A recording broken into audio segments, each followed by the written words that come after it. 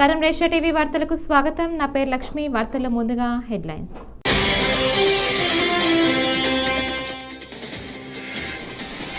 ఏపీలో జగన్ ప్రభుత్వం కంటే ఈ 5 నెలల్లో కూటమి ప్రభుత్వంలో క్రైమ్ రేటు చాలా తగ్గిందని మంత్రి అనిత స్పష్టం.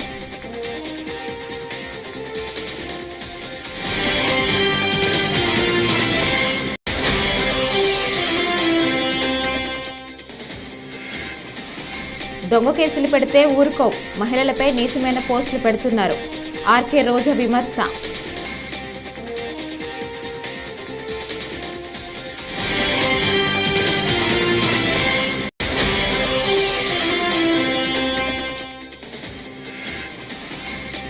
వైఎస్ఆర్సీపీ నేతలకు పోలీసులు 41A నోటీసులు. వైఎస్ఆర్సీపీ నేతల ఆగ్రహం వ్యక్తం.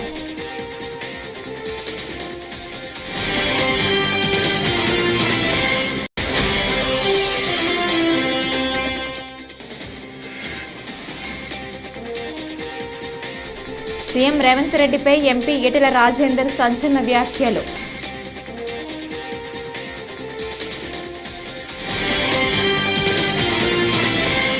డీటెయిల్స్ చూస్తే ఆంధ్రప్రదేశ్ అసెంబ్లీ బడ్జెట్ సమావేశాలు సోమవారం ఉదయం 9 గంటలకు ప్రారంభమయ్యాయి.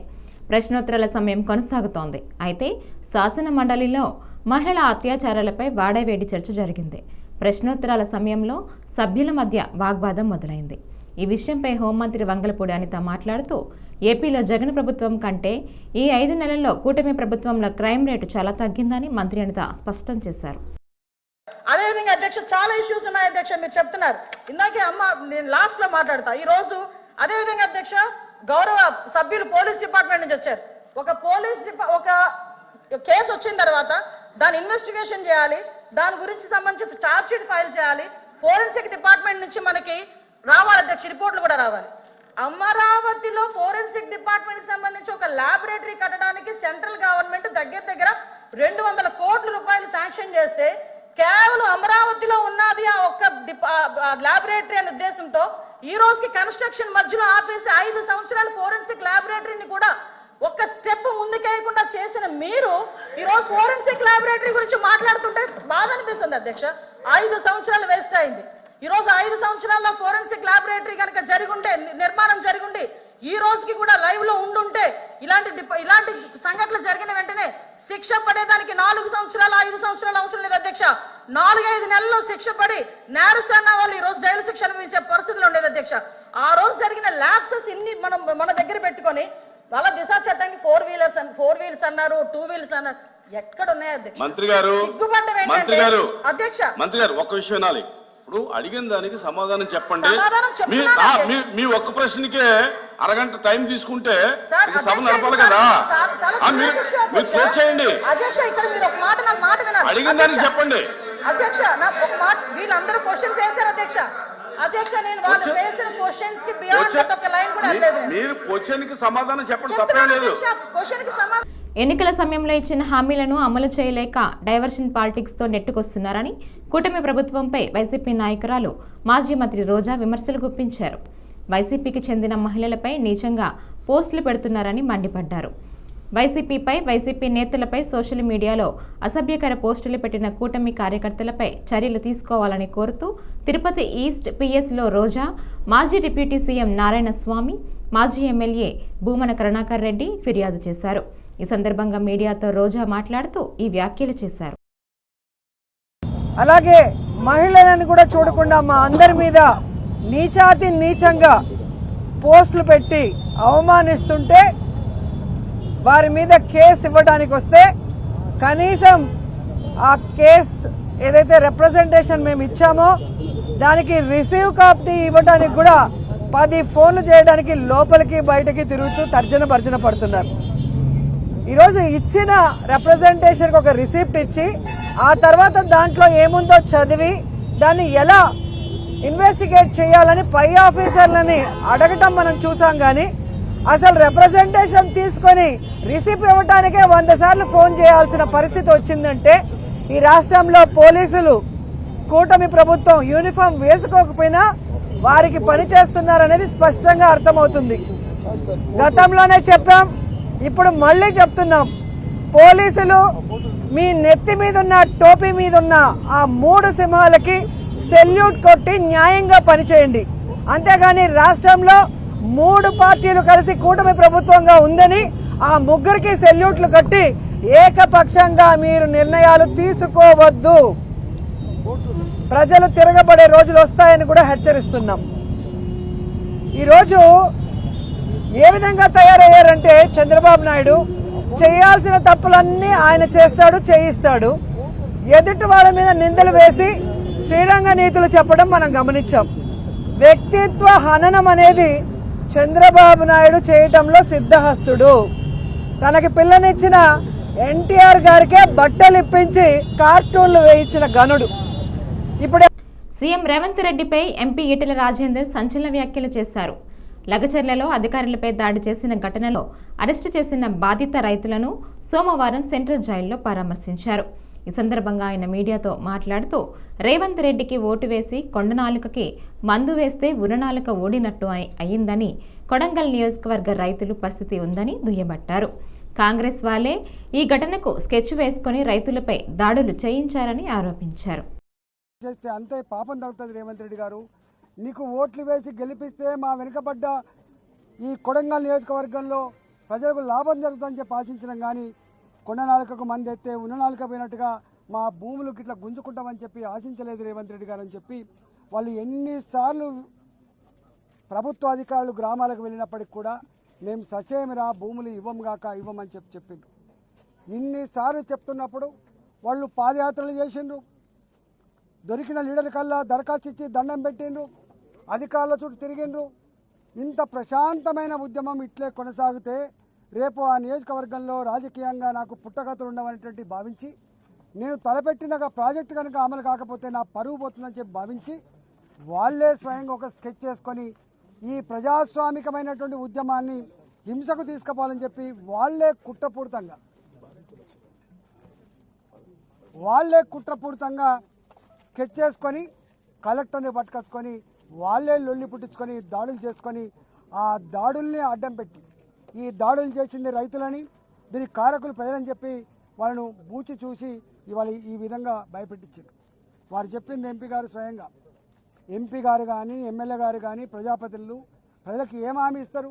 మీకు ఆపద వచ్చినప్పుడు, అవసరం వచ్చినప్పుడు మీ కాలుకు ముళ్ళుతే పన్నుతో పీకే సర్వీస్ చేస్తామని చెప్పి చెప్తారు. మొన్ననే పార్లమెంటుకు వారు బ్రహ్మాండంగామైనటువంటి దాంతో గెలిచి వచ్చారు. వారి ప్రజలకు అక్రమంగా దుర్మార్గంగా కొడితే కేసులు పెడితే పలకరిద్దాము, వాళ్ళ కుటుంబ సభ్యులకు ధైర్యాన్ని ఇద్దామని చెప్పిపోతే 20 కిలోమీటర్ల ముందే బారికేడ్లు వేసి 144 సెక్షన్లు పెట్టి మీరు పోవడానికి వీల్లేదని చెప్పి ఇవాళ ప్రజలకు సేవ చేసేటువంటి అధికారాన్ని కట్టేలు చేసిన పోలీసుల మీద కూడా చర్య చేపట్టకపోతే తప్పకుండా వారు ఇప్పటికే ప్రివిలేజ్ మోషన్ ఇచ్చారు. ఎర్రగొండపాలెం వైఎస్ఆర్సీపీ ఎమ్మెల్యే తాటిపత్రి చంద్రశేఖర్కు పోలీసులు 41A నోటీసులు పంపించారు. మంత్రి నారా లోకేష్పై ఎక్స్లో అవినీతి ఆరోపణలు చేశారంటూ పోలీసులు ఇంటికి వెళ్లి ఎమ్మెల్యేకు 41A నోటీసులను పోలీసులు అందజేశారు. అధికార పార్టీ కక్ష సాధింపు చర్యలపై వైఎస్ఆర్సీపీ నేతలు ఆగ్రహం వ్యక్తం చేస్తున్నారు. మరోవైపు వైఎస్ఆర్సీపీ నాయకుడు మాజీ film development corporation chairman Posani కృష్ణమురళిపై సిఐడిలో కేసు నమోదు చేసింది. ఉద్దేశపూర్వకంగా చంద్రబాబుపై అనుచిత వ్యాఖ్యలు చేశారని గత నెల 9న తెలుగు యువత రాష్ట్ర అధికార ప్రతినిధి బండారు వంశీకృష్ణ సిఐడికి ఫిర్యాదు చేయడంతో కేసు నమోదు చేసినట్లు చెబుతున్నారు.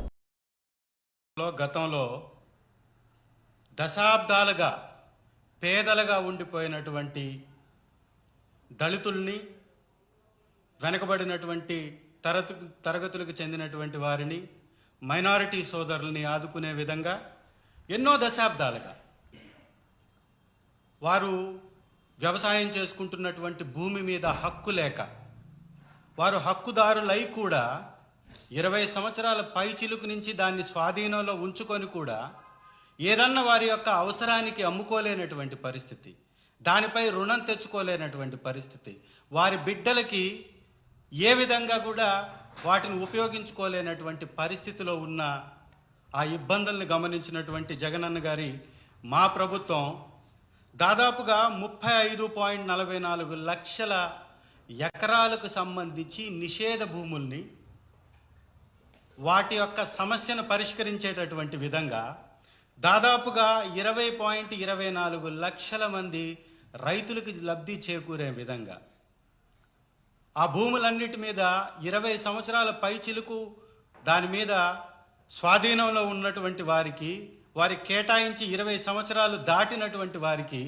ఆ భూముల మీద హక్కు కల్పిస్తూ అనేక చుక్కల భూములు కానీ, అసైన్డ్ భూములు కానీ, ఇనాం భూములు కానీ, అలాగే సర్వే ఇనాం కానీ, షరతులతో కూడినటువంటి పట్టా భూములను కానీ, వీటన్నిటి మీద నిపుణులతోటి సలహాలు తీసుకొని వారి సూచనల మేరకు ఈ రాష్ట్రంలో పేదవాడుగానే ఉండడానికి వీల్లేదు, పేదవాళ్ళు ఖచ్చితంగా వారి యొక్క భవిష్యత్తును దిద్దుకోవాల్సినటువంటి అవసరం ఉంది.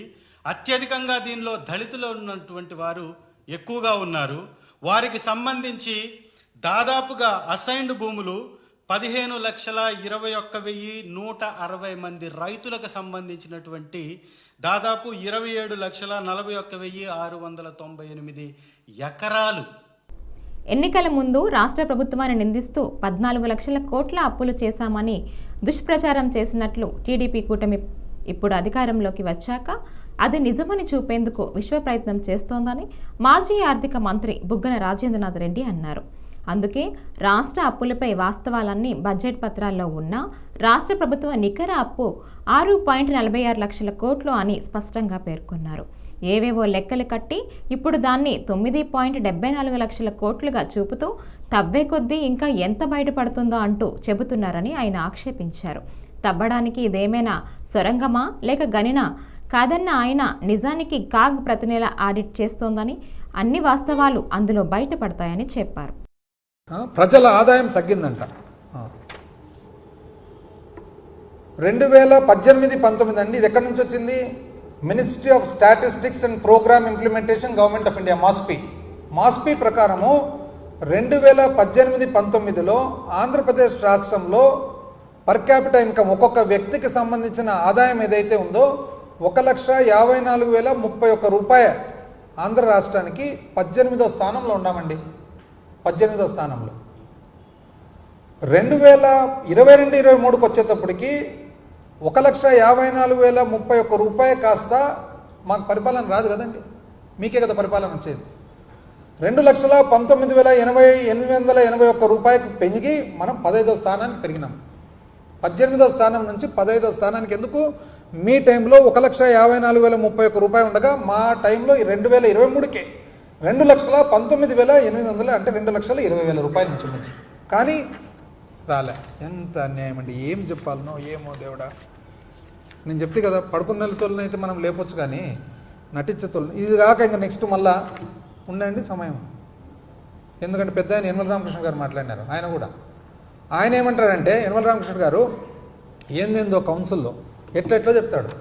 ఆయన మళ్ళీ ఎంత అనుభవం ఉంది ఆయనకు. ఏమంటాడు తెలిసిన? 14 లక్షల కోట్ల అప్పు ఉందంట ఇప్పుడు కూడా. మళ్ళా మరి ముఖ్యమంత్రి చెప్తున్నాడు 9,74,000 కోట్లని, నువ్వు ఈ పక్క హౌస్లో కూర్చొని 14 లక్షల కోట్లని మీరు చెప్తారు. ఏందండి ఇది? నాకు అర్థంగా. ఏదో ఒక్కటి కూర్చొని ఒక మీటింగ్ పెట్టుకొని డిసైడ్ చేసుకోండి ఏదో ఒకటి. ఎందుకు ఇట్లా ప్రజలంతా సతాయిస్తారు ఊరికే? ఎందుకు తెలిసిన? రామకృష్ణ గారు లెక్క ఈయన ఇంకా విచిత్రమైన లెక్క.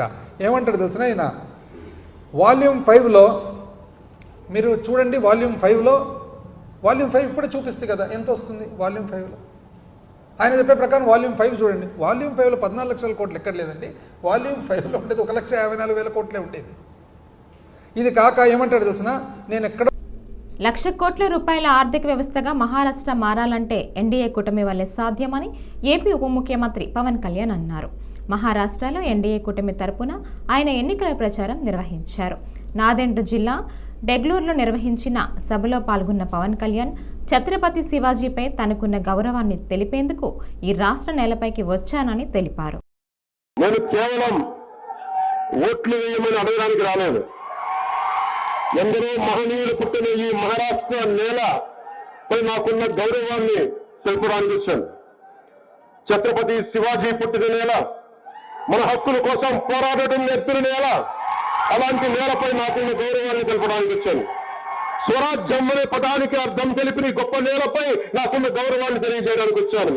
బాబాసాహెబ్ అంబేద్కర్ కు కర్మభూమిగా నిలిచిన ఈ గొప్ప నేలపై నాకున్న గౌరవాన్ని తెలపడానికి వచ్చాను. రాజ్మాత జిజాబాయి నేర్పిన విలువలతో నిండిన ఈ గొప్ప నేలకు మనస్ఫూర్తిగా నమస్కరించడానికి వచ్చాను. నాకు బాలాసాహెబ్ ఠాక్రే గారిని ఆయన జీవించి ఉండగా నాకు కలిసే అవకాశం రాలేదు. కానీ అన్యాయాలను అక్రమాలను ఎదిరించడంలో ఆయన నాకు బలమైన స్ఫూర్తి. సనాతన ధర్మాన్ని ఏమాత్రం భయపడకుండా పరిరక్షించడంలో బాలాసాహెబ్ ఠాక్రే గారు నాకు స్ఫూర్తి. జనసేన 7 సిద్ధాంతాల్లో ఒకటైన ప్రాంతీయతను విస్మరించిన జాతీయవాదం అనే సిద్ధాంతానికి బాలాసాహెబ్ ఠాక్రే గారి స్ఫూర్తి. బాలాసాహెబ్ గారి దగ్గర నుంచి నేర్చుకోవాల్సింది ఏ విషయాన్నైనా ధైర్యంగా చెప్పడం, నిర్మోహమాటంగా నిక్కచ్చిగా ఉండడం, అధికారంతో సంబంధం లేకుండా మన సిద్ధాంతాలకు బలంగా కట్టుబడి ఉండటం బాలాసాహెబ్ ఠాక్రే గారి నుంచి నేర్చుకున్నాం. ఆర్టికల్ 370 తర్వాత కశ్మీర్ కనిపిస్తుంది. దివ్య రామ మందిరంతో అలంకరించబడిన అయోధ్య కనిపిస్తుంది. ప్రపంచ పటంపై రెపరెపలాడుతున్న తిరంగా కనిపిస్తుంది. దేశం నలుమూలల్లో ప్రయాగరాజ్ అగ్నిమాపక శాఖలో అధునూతన ఫైర్ ఫైటర్స్ వచ్చి చేరాయి. వచ్చే ఏడాది నిర్వహించబోయే కుంభమేళాలో సేవలు అందించేలా సరికొత్త ఫైర్ ఇంజిన్లు, ఏటీవీలు, మోటార్ సైకిళ్లను సమకూర్చారు. లక్షల్లో భక్తులు హాజరు కానున్న నేపథ్యంలో వారి రక్షణకు వీటిని వినియోగించినట్లు అధికారులు చెప్పారు. 2019లో జరిగిన కుంభమేళాలోనూ ఫైర్ ఫైటర్ వాహనాలు విశిష్ట సేవలు అందిస్తున్నట్లు చెప్పారు. ఈసారి వాటి సంఖ్య మరింత పెంచినట్లు వివరించారు.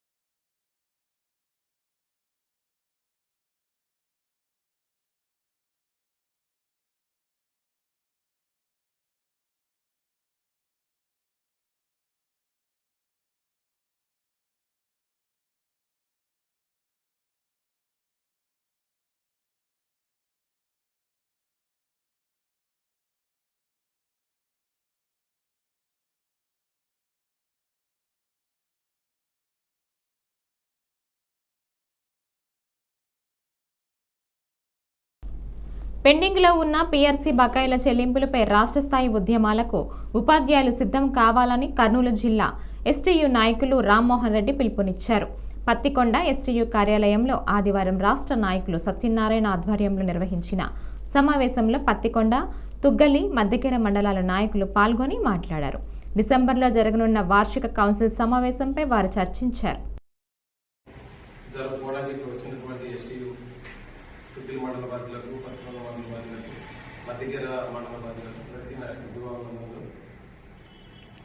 రేపు నెలలో జరగబోయేటువంటి వార్షిక కౌన్సిల్, జిల్లా కౌన్సిల్కి మునుపు మనం మండలాల వారీగా అందరూ ఆ కౌన్సిల్ కోసం సమాయత్తం అవ్వాల్సినటువంటి అవసరం ఉంది. కాబట్టి ఈరోజు మనం ఒక మండల లెవెల్, తాలూకా లెవెల్ సమావేశాలు పెట్టుకున్నాం. సభ్యత్వాలకు సంబంధించి, సంఘ నిర్మాణానికి సంబంధించి మనం చర్చించుకొని జిల్లా స్థాయికి మనం కట్టాల్సినటువంటి సభ్యత్వాల వాటా మరియు జనరల్ ఫండ్ వాటా గురించి చర్చించుకోవడానికి వచ్చాం. అదేవిధంగా గవర్నమెంట్ మీద మన పోరాటాలు ఇప్పుడు ఇంకా రావాల్సినటువంటి ఐఆర్ కానీ, పిఆర్సీ బకాయి సమస్యలు కానీ, వీటన్నిటి గురించి మాట్లాడుకొని జిల్లా స్థాయిలో ఒక తీర్మానం చేసుకొని రాష్ట్ర స్థాయి. బాపట్ల పట్టణం రాజీవ్ నగర్ కాలనీకి చెందిన బడుగు నాగేశ్వరరావు సోమవారం 11 ఏళ్ల బాలికపై అనుచితంగా ప్రవర్తించడంతో అతన్ని అరెస్టు చేసినట్లు బాపట్ల డీఎస్పీ రామాంజనేయులు తెలిపారు. సంఘటన జరిగిన నేపథ్యంలో సంబంధిత అధికారులను విచారించి మీడియాలో ప్రచురించాలి తప్ప అసత్య ప్రచారాలు చేయరాదని ఖండించారు. అసత్య ప్రచారాలు చేస్తే చట్టపరమైన చర్యలు తీసుకుంటామని మీడియా మాధ్యమాలను హెచ్చరించారు. అందరికీ నమస్కారం.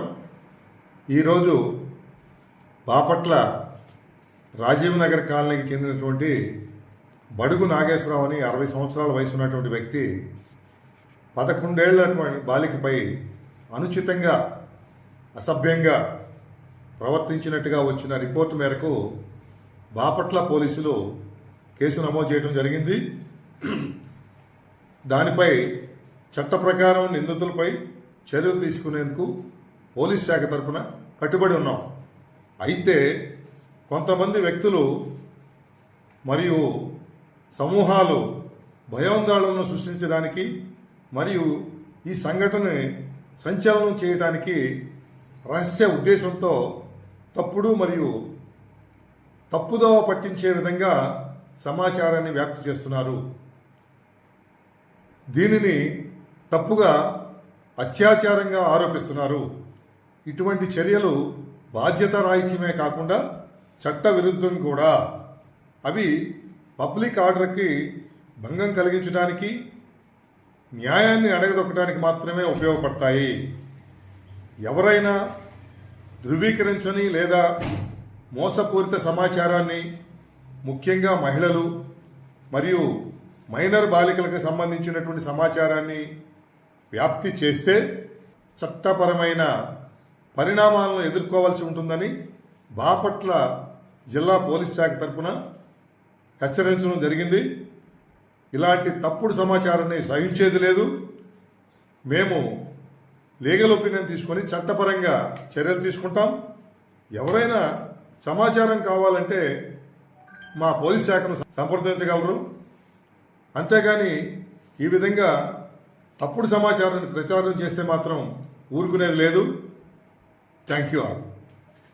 చిన్నగంజాం మండలం బేతాలవారిపాలెం గ్రామానికి చెందిన పిల్లి వెంకటకృష్ణారావు కిడ్నాప్ కేసును ఎస్పీ తుషార్ దూడి ఆదేశాలతో చీరాల డీఎస్పీ మహమ్మద్ మెయిన్ పర్యవేక్షణలో పోలీసులు చాకచక్యంగా ఛేదించారు. తెలంగాణ రాష్ట్రానికి చెందిన వ్యక్తులతో ఫేస్బుక్ ద్వారా పరిచయాలు ఏర్పడి ఆన్లైన్లో ట్రేడ్ మార్కింగ్లో వచ్చిన గొడవలతో కిడ్నాప్ చేసినట్లు డీఎస్పీ సోమవారం తెలిపారు. కొద్దిపాటి వ్యవధిలోనే ముద్దాయిలను అరెస్టు చేశామన్నారు. పోలీస్ స్టేషన్ పరిధిలో ఒక కిడ్నాప్ కేసు రిపోర్ట్ కావడం జరిగింది. ఇది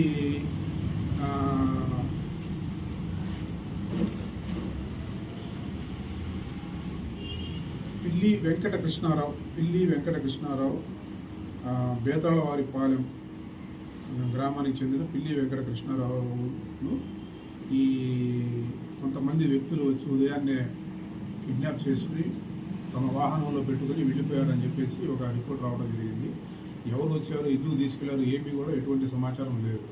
వెంటనే ఎస్పీ గారికి తెలియజేసి ఎస్పీ గారి ఆదేశాల మేరకు మన చినగంజాం ఎస్ఐ సురేష్ బాబు, అట్లాగే మన ఇంకొల్లు సిఐ రమణయ్య వాళ్ళ సిబ్బంది ఆధ్వర్యంలో సాంకేతిక పరిజ్ఞానం ఉపయోగించి వీళ్ళు మనకు తెలిసిన ఇన్ఫర్మేషన్ ఏంటంటే వీళ్ళు స్విఫ్ట్ రెడ్ కార్ అని చెప్పేసి చెప్పడం జరిగింది. వీళ్ళ ఆ కారు యొక్క ట్రాక్ రికార్డు మనం ట్రేస్ చేయడం జరిగింది. ఇది పిడుగురాళ్ళ హైదరాబాద్ నుంచి పిడుగురాళ్ళ అట్లాగే మన పంతమౌలూరు మీదుగా వచ్చినట్టుగా తెలుసుకుని దాని ద్వారా వాళ్ళ యొక్క సెల్ ఫోన్ను ట్రేస్ చేయడం జరిగింది. సెల్ ఫోన్ను ట్రాక్ చేస్తూ మనం ఈ చినగంజాం టోల్ గేట్ దగ్గర వాళ్ళని అదుపులోకి తీసుకోవడం జరిగింది. అట్లాగే కిడ్నాప్ అయిన వ్యక్తిని కూడా మనం రక్షించడం జరిగింది. దీని పూర్వపరాలు ఏమిటంటే ఈ కిడ్నాప్ కాబడిన పిల్లి వెంకటకృష్ణారావు అనే అతను ఈ ఆన్లైన్ ట్రేడింగ్ అకౌంట్ నిర్వహిస్తూ ఉంటాడు, ఫారెక్స్ ట్రేడింగ్ చేస్తూ ఉంటాడు. ఇతను కొంతమంది వ్యక్తులను కూడా ఆకర్షించుకొని తాను తక్కువ పెట్టుబడికి ఎక్కువ లాభాలు ఇస్తానని చెప్పేసి చెప్పడం వల్ల ఈ కేసులో హైదరాబాద్లో రియాజ్ అనే వ్యక్తి అతనిని నమ్మి ఆ ఫారెక్స్ ట్రేడింగ్ చేయడానికి తన దగ్గర ఉన్న చాలా డబ్బులను దాదాపు 30 లక్షల రూపాయలు అతనికి ఇచ్చినట్టు. కానీ అవి ఏపీ అసెంబ్లీ ఎన్నికల సమయంలో ఎలక్షన్ కమిషన్ ఫిర్యాదుతో ఎర్రగొండపాలెం వైసీపీ ఎమ్మెల్యే తాడిపర్తి చంద్రశేఖర్పై 3 కేసులు నమోదైన సంగతి తెలిసిందే. ఇటీవల ఆయన మంత్రి నారా లోకేష్పై ఎక్స్లో అనుచిత పోస్టులు పెట్టారు. దాంతో అతనిపై మరో కేసు నమోదైంది. పోలీసులు ఆయనకు వాట్సాప్లో నోటీసులు పంపారు. కానీ ఎమ్మెల్యే స్పందించకపోవడంతో సోమవారం ఈ 4 కేసులకు సంబంధించి నోటీసులను పోలీసులు అతని ఇంటికి వెళ్లి అందజేశారు.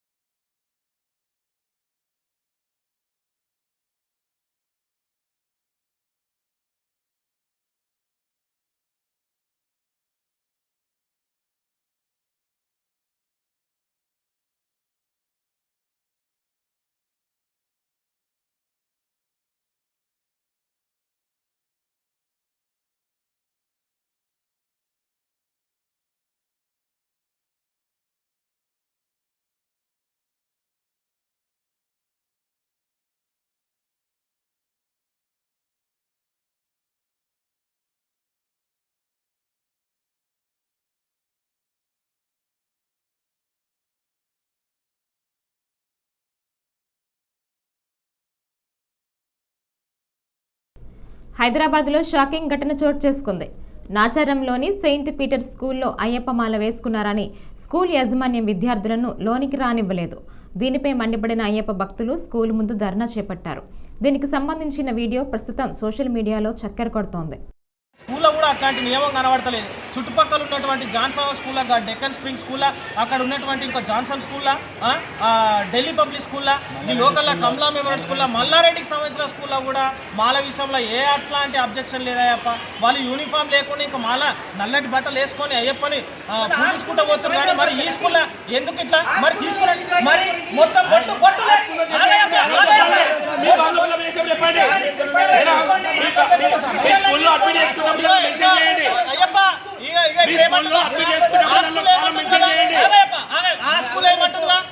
ఏమంటుంది కదా, బొట్టు పెట్టుకున్నటువంటి ప్రతి విద్యార్థిని కూడా ముందు తీసిచ్చి పంపించండి.